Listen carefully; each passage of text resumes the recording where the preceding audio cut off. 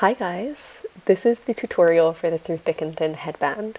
This is a double thickness headband that's designed to use any scrap yarn you have lying around, and it's fully customizable to whatever you want it to look like. This tutorial takes you through all the techniques that you need to knit this headband, so it's perfect for a first-time knitter, but the pattern is time-stamped if you're more advanced. Alright, let's get into it. For this pattern, you're going to need a couple of things.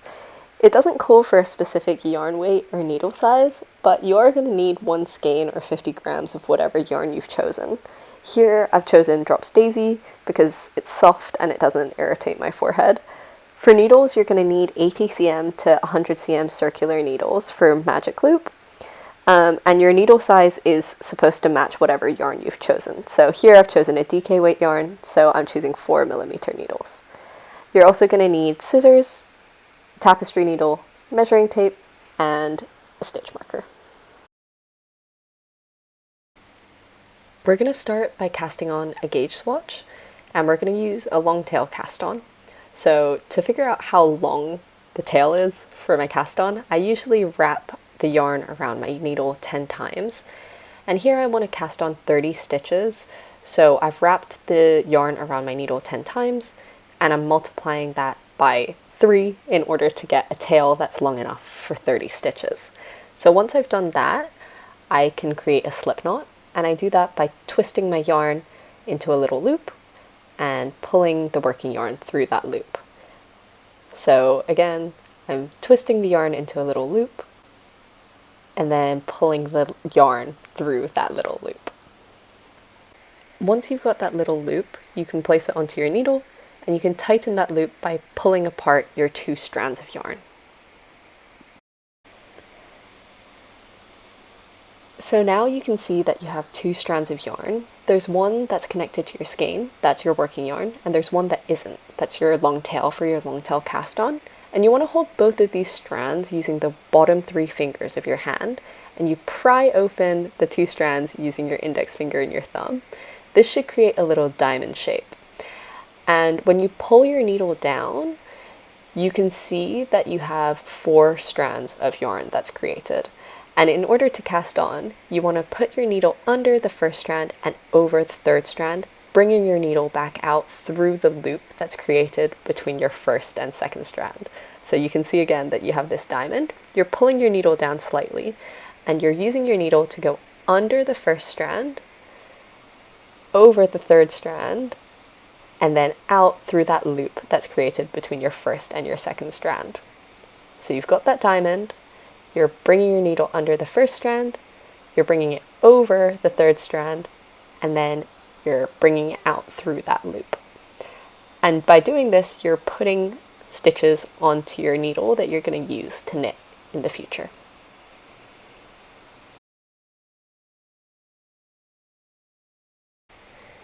So we've casted on 30 stitches, and we can begin doing some knitting. So you can see again we have our working yarn and we have a little tail. So we're going to start by flipping our needle so that our sharp tip of our needle is pointing towards the right. I'm also just going to make a disclaimer now and say that knitting is really difficult to explain. So I hope the visuals suffice, but I'm going to do my best to explain it verbally. So in order to make your first knit stitch, you're going to take your right needle and you're going to stick it through that first bar on your left needle, and you're sticking it from left to right through that bar. So through that little loop left to right.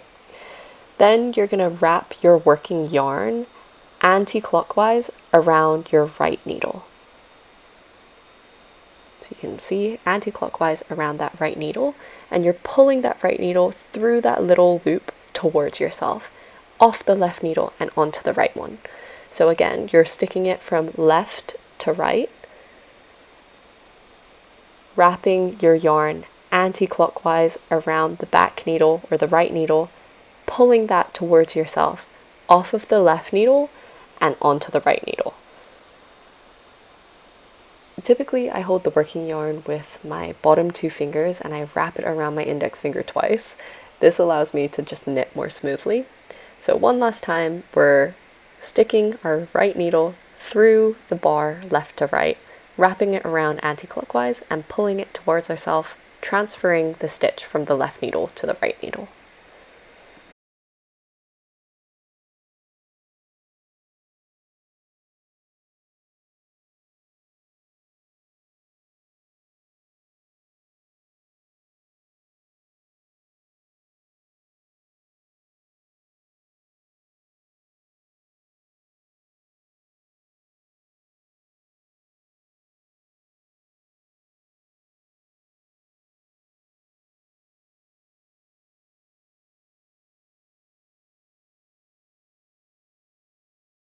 Once we've done one row of knitting, it's time to do some purling. This is the opposite of a knit stitch, and it again starts by flipping your needle around so that the sharp tip of the needle is poking towards the right. And you can see that this is the purl side because you have all of these little bumps, which are purl stitches, the opposite of a knit stitch. In order to make our first purl stitch, we're going to take our right needle and stick it through the bar right to left. So with knitting, we stuck our needle from left to right. With purling, we're sticking it right to left. But again, we're going to wrap the working yarn anti-clockwise around the right needle. But this time we're going to push it away from ourselves out of the loop. So again, right to left, wrap it around the needle and push it away from yourselves. So in knitting, we pulled the yarn towards ourselves through the loop. This time we're pushing it away from ourselves, transferring it from the left needle to the right.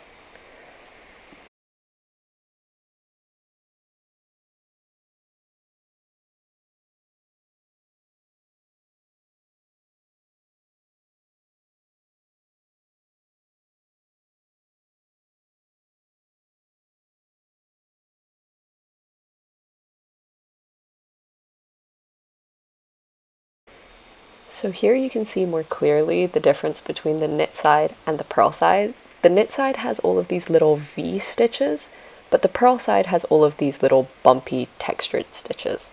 So this tells you whether you need to purl or knit, and you're going to repeat this pattern of knitting one row and purling one row until your gauge swatch reaches 5 or so centimeters.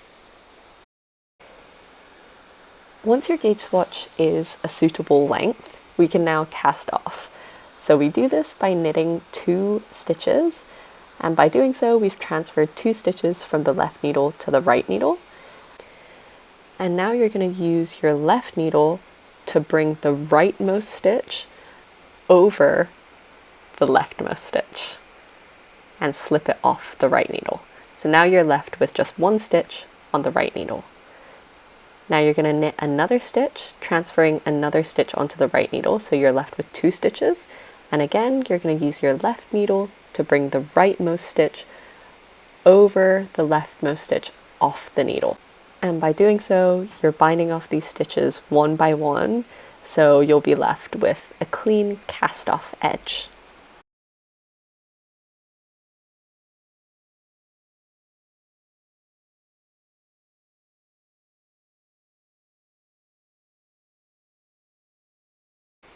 When you reach your final stitch, you can just cut your working yarn and you can pull the tail through the final stitch and you're left with a clean cast-off edge.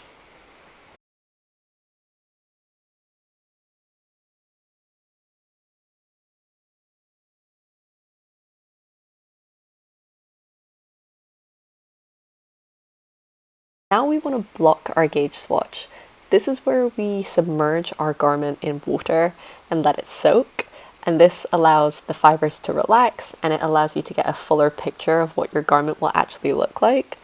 So I usually let it sit in lukewarm water for 30 minutes and then I wring it out gently so that it doesn't felt our fabric, and I usually squeeze out all of the excess water using a towel and I leave it to dry on that towel.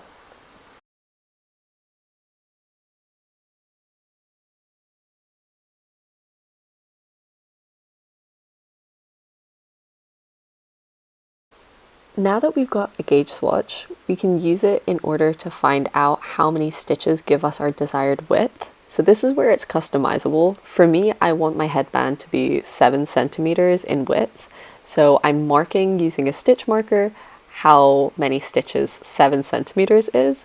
But if you wanted your headband to be any thicker or any thinner, then you would just change your width instead of 7 centimeters to 5 or to 10 or whatever you'd like and count the number of stitches. Here I counted 17 stitches as giving me 7 cm, so I'm going to use this to inform how many stitches I need to cast on for my actual headband.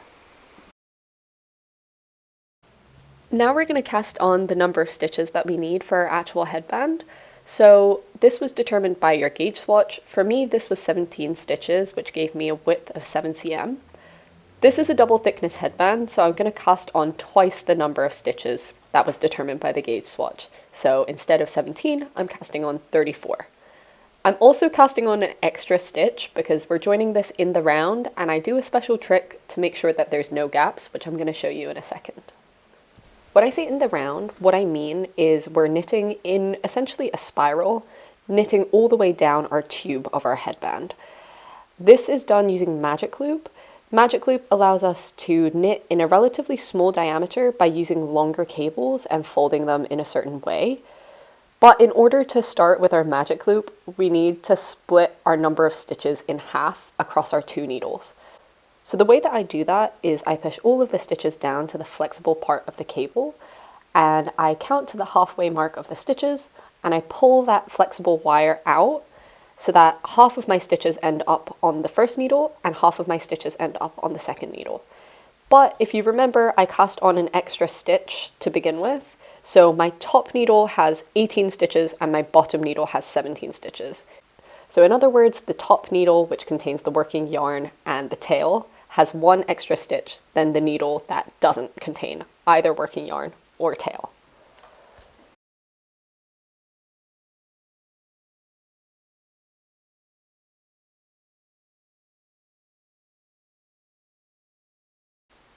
Now I'm turning both of the needles so that the tip of the needle is pointing towards the right.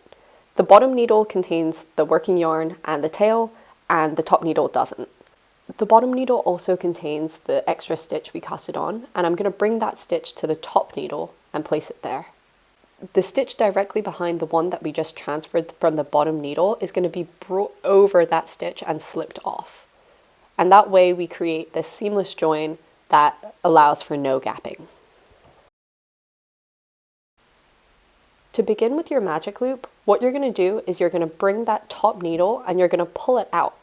When you pull this top needle out, you're going to see that you create this infinity shape, and that's basically your magic loop, which allows you to knit in a smaller circumference. So what we're going to do is that top needle that you've just pulled out is going to act as your right needle, and you're going to knit all of the stitches along that left needle until you get to the very end.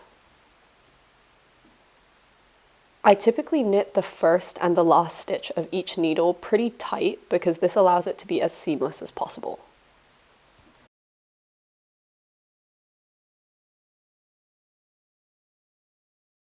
So here you can see I'm knitting all the way across that first needle, and I have 2 little bunny ears on either side forming a little bow tie shape. So when I'm done knitting across that first needle, you can see that all of my stitches have been transferred to the right needle. When I'm done doing this, I'm going to flip my needles around so that that needle becomes the top needle and that's pointing towards the right. And I'm going to bring my bottom stitches off of that flexible wire back onto the bottom needle. And we're going to repeat that process. So I'm going to pull out that top needle, and my stitches are a little bit stuck because I knit the first and the last stitch way too tight. But ignoring that, I've pulled out my top needle, that becomes my right needle, and I'm going to knit across the bottom needle until I'm all the way at the end.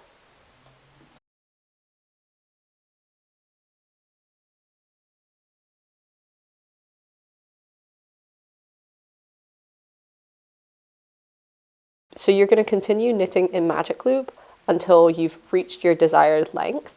Here your desired length should be 10 centimeters less than what your circumference of your head is. The circumference of my head is 53 centimeters, so I knit to 43 centimeters.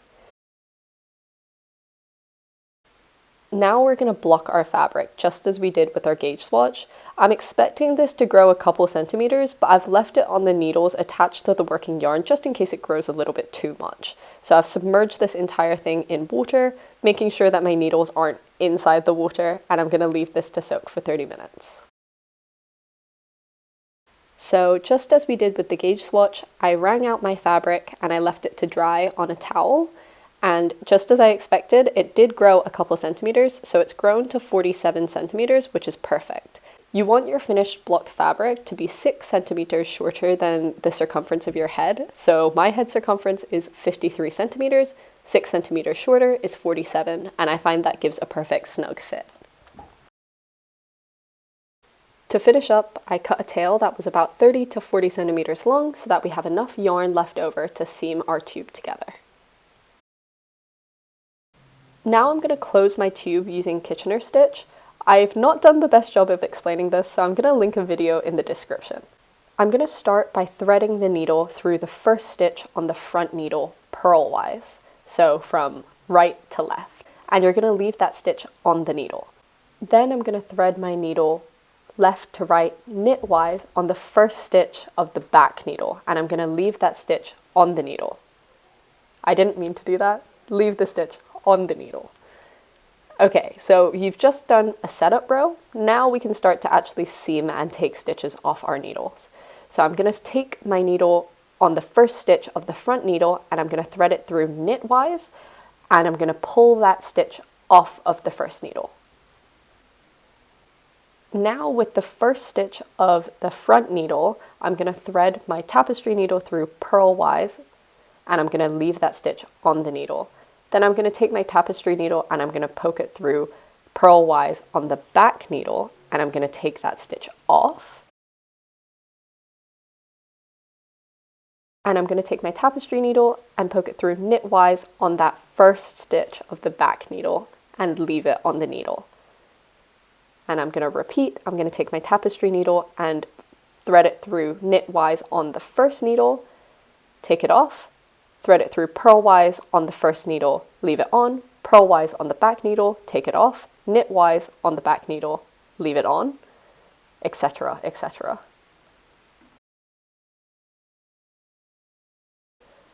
So once you're done using Kitchener stitch, you can see that that open tube has now been sewed shut, and we can now seam our two ends together.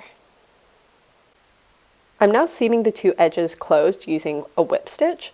This definitely isn't the most elegant way of doing it, but it's probably one of the easiest. So I'm just taking my tapestry needle and I'm going over the top part of my band and under the bottom part, over and over in a little circle in order to sew the two edges. I'm just trying to make sure that I'm going through all of the layers of fabric and trying to put the needle through each column in order to make sure that it's consistent and that it's really tight.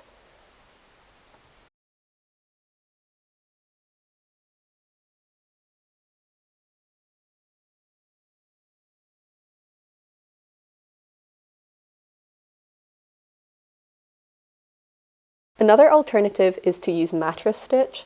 This gives a lot more of a seamless result, but it's a little bit more complicated. Regardless, I've linked a video in the description just in case you want to try it.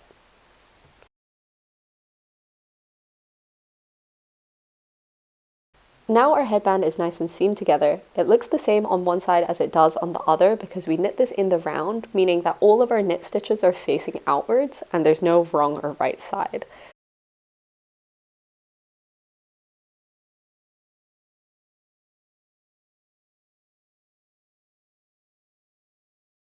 With the loose ends, I just tie them in a knot so I know that they're definitely not going to unravel.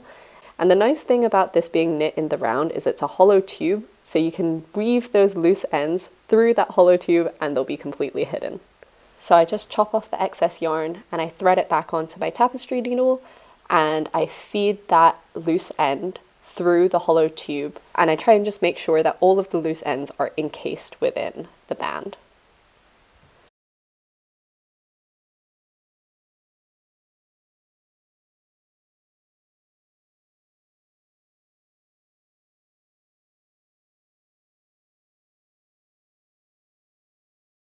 Congrats you guys, you've just finished the Through Thick and Thin headband. I hope you enjoyed this tutorial and you've been left with a headband that's double thickness and has a clean, polished feel to it that can take you through thick and thin.